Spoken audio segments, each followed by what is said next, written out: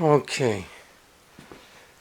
Very interesting sound on the Sportster with this 2-into-1 exhaust system that we've got laid out here. Turn her on, see if she'll start.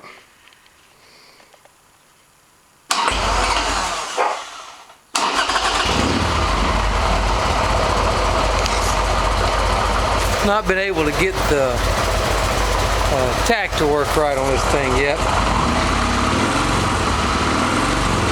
When I do, she just kind of bounces all over. As you can see, it goes from 1600 to 1500 to 500. I got to figure out what the deal is. But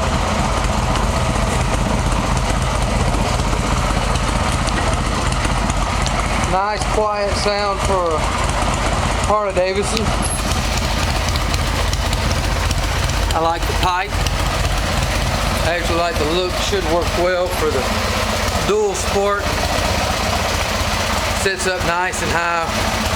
Have to get a skid plate that comes on around to protect the bottom of the pipes, but that really shouldn't be a problem. I think we're probably going to end up doing something like a fuel cell. Mount it back here on a homemade rack so I'll have enough fuel for the longer trips that we have planned for it. We'll end up running some Happy Trail panniers on it. Maybe something like I've got on the KLR here,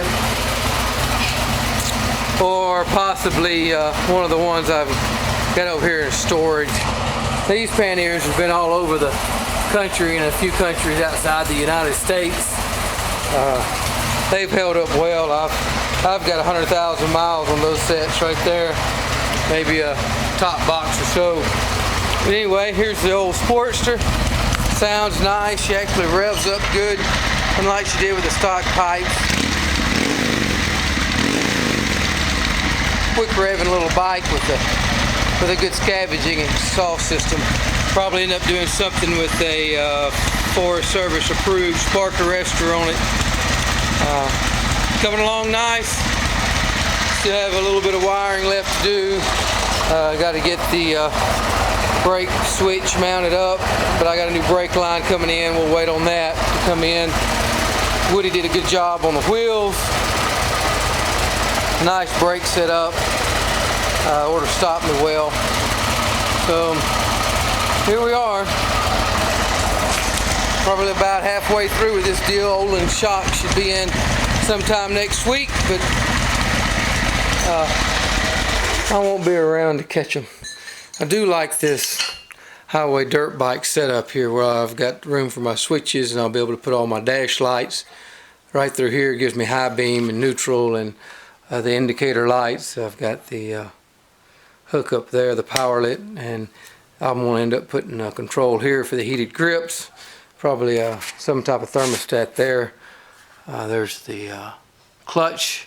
The line ended up being too short where they're going to send me another line for that. And the highway dirt bike switches, they work really well. This is your on off switch, and then here's your starter switch. So set up real nice and clean, and they're not bulky at all. So far so good. If I get her done in time, we'll be taking this bike over to Cold Foot, on up through to Dead Horse, and then back down to the top of the World Highway. After the top of the World Highway, we'll end up going up north to Inuvik and back. And if for some reason the parts don't come in or it just doesn't quite work right, I've got the old standby KLR here. She does good.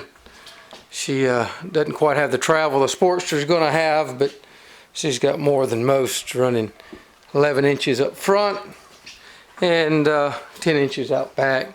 Nice ride. So that's the Sportster project as we stand today.